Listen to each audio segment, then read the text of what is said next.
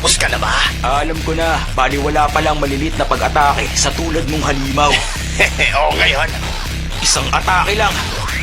Magpapakawala ako ng isang malaking atake na dudurog sa'yo kahit isang tira lang. Manood ka. Be! Ha? Ano ba ang kalokohan yun? Bakit, Fuyumi? Kailangan mo ng maiinom? Hindi, ayos lang ako. Nagulat lang ako sa binalak na pag-atake ni Stans kanina. Nakakairita ang panoorin yung format duelo mo. Maganda pa naman ang mga parte ng katawan mo pero parang walang silbi dahil sa'yo. Malaki at may puwersa ang pag-atake mo. Pero walang ganda. Lalo na doon sa huli balak mong pakawalan. Ang pagpapakawala ng isang kapangyarihan na dinadaan sa sigaw ay tanda ng mahinang mandirigma. Ganun ah. Ang yabang nito ah.